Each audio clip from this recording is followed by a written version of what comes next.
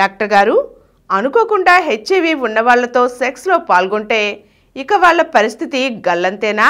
కొన్ని సందర్భాల్లో కొన్ని ఎమోషనల్గా ఉండి ఒక అమ్మాయి చాలా బాగుంది, అమ్మాయి కూడా కాస్త ఇంట్రెస్ట్ చూపించింది అని వాళ్ళు సెక్స్లో పాల్గొంటారు. వాళ్ళు కూడా ఆ హెచ్ఐవి ఉన్న అమ్మాయి కూడా ఆ టైంలో వాళ్ళకు కూడా కోరిక బాగా ఉంటుంది. కోరిక బాగా ఉండేసి ఇంక వాళ్ళకి హెచ్ఐవి ఉందన్న మాట కూడా మర్చిపోయి వాళ్ళ కోరిక తీసుకోవడం కోసమని ఎవరితోనో సెక్స్లో పాల్గొంటారు. అలాగే అబ్బాయికి ఉంటే అమ్మాయి పాల్గొవచ్చు. కొంత అబ్బాయిలకు ఉంటుంది, అమ్మాయిలకు ఉండదు. కానీ అమ్మాయిలకు బాగా ఈ అబ్బాయిని చూశారు కదా, చాలా ఇదిగో ఉన్నాడు, ఒక్కసారి అలా చూద్దాం అనిపిస్తే ఇతరులు కూడా మర్చిపోతారు తనకి హెచ్ఐవి. ఎందుకంటే అమ్మాయిని చూసి వీడికి ఎక్కడ లేని మూడు వస్తుంది, ఆ అమ్మాయికి వీడు చూసి మూడు వస్తుంది, అంతే. ప్రియమైన ప్రేక్షకులకు ఈ నెల 4-5 తేదీలలో నాస్తిక కేంద్రంలో నిర్వహిస్తోన్న 12వ ప్రపంచ నాస్తిక మహాసభల కార్యక్రమాల ప్రత్యక్ష ప్రసారాలని సమరం గోపరాజు ఎథీష్ సెంటర్ ఫేస్బుక్లో వీక్షించవచ్చు. అబ్బాయికున్న అబ్బాయి పాల్గొంటే, అమ్మాయికున్న అబ్బాయి పాల్గొంటాడు.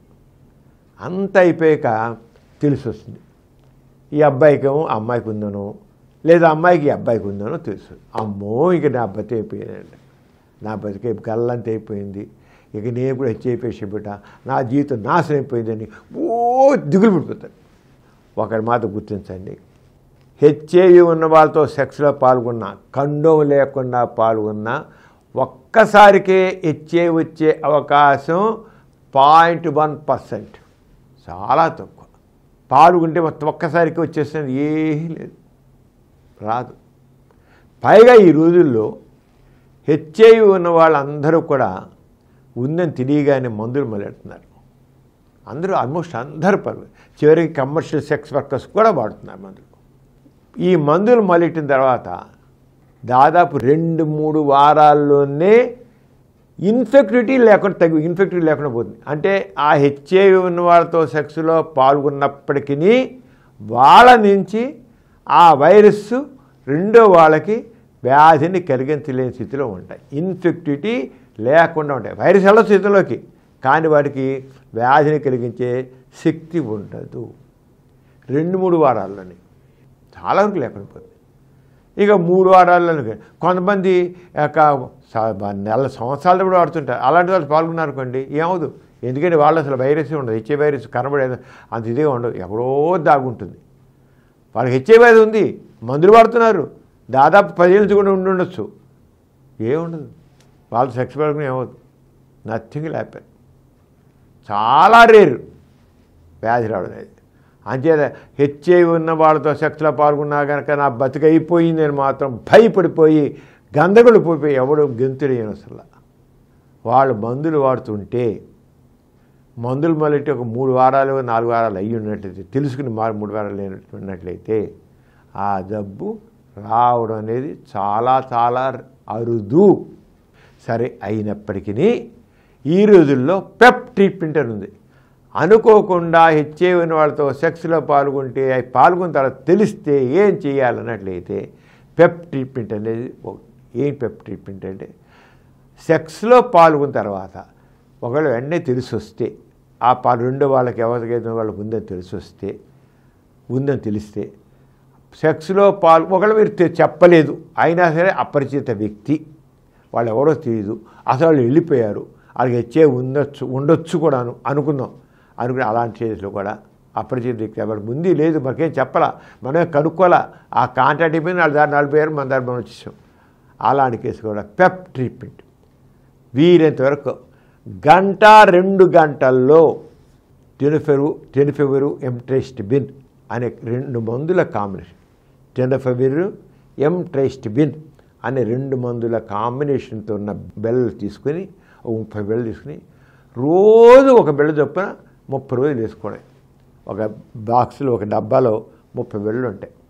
1-2 గంటల్లో ఆ రెండో వాళ్ళకి ఎవరితో సెక్స్ పాల్గొన్న వాళ్ళకి హెచ్ఐవి ఉందనుకున్నాం, వాళ్ళు అసలు మందులు వాడలేదు అనుకున్నాం, మందులు వాడటంలా అంతే వాళ్ళ ద్వారా హెచ్ఐవి వచ్చే అవకాశం ఉంది మనకి అనుకుందాం.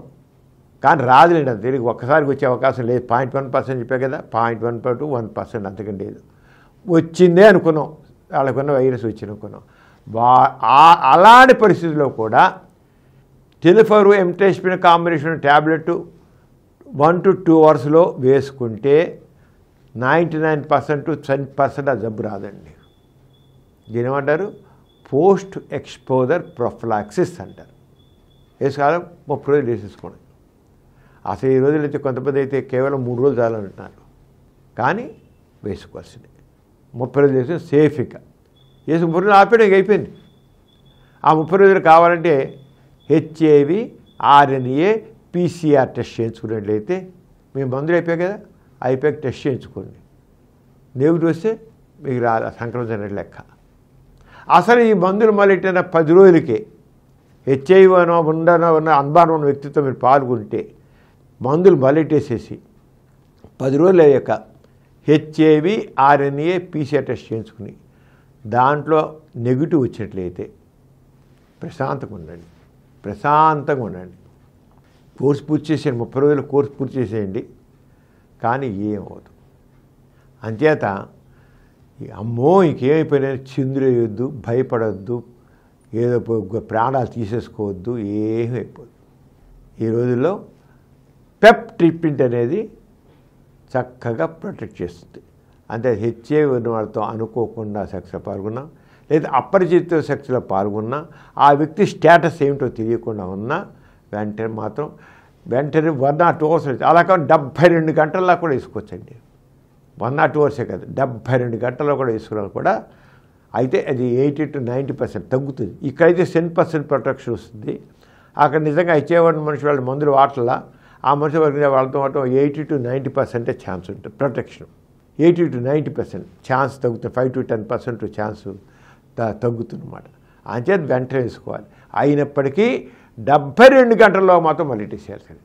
72 గంటల తర్వాత తీస్తే మాత్రం ఈ పెప్ ట్రీట్మెంట్ వల్ల ప్రయోజనం ఉండదు. 72 అవర్స్ 72 గంటలు అంటే 3 రోజుల్లోగా ఆ మందులు మొదలెట్టాలి. అంచేత అపరిచిత వ్యక్తులతో సెక్స్లో పాల్గొన్నా, లేకపోతే HIV ఉన్న వాళ్ళతో సెక్స్లో పాల్గొన్నా భయపడిపోవద్దు, మందు వాడండి. అసలు ఎప్పుడైనా సరే అపరిచిత సెక్స్లో పాల్గొంటే కండోమ్ వాడండి. కండోమ్ జాగ్రత్త పడితే 100% ప్రొటెక్షన్. ఇంక ఈ మందులు వద్దు, ఏం అవసరం లేదు. కండోమ్ జాగ్రత్త పడితే ఏమీ అవ్వదు. అది జారిపోయినా, ఊడిపోయినా, చిరిగిపోయినా మాత్రం ఈ పెప్ ట్రీట్మెంట్ మొదలెట్టాల్సిందే. సరేనా?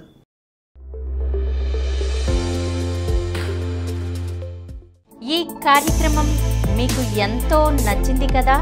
ఇటువంటి మరిన్ని వీడియోల కోసం అనతి కాలంలోనే 20 కోట్లకు పైగా వ్యూస్ సాధించిన సమరం ఛానల్ సమర్పించు డాక్టర్ సమరం ఛానల్కు సబ్స్క్రైబ్ చేయండి, లైక్ చేయండి, మీ ఫ్రెండ్స్కి షేర్ చేయండి.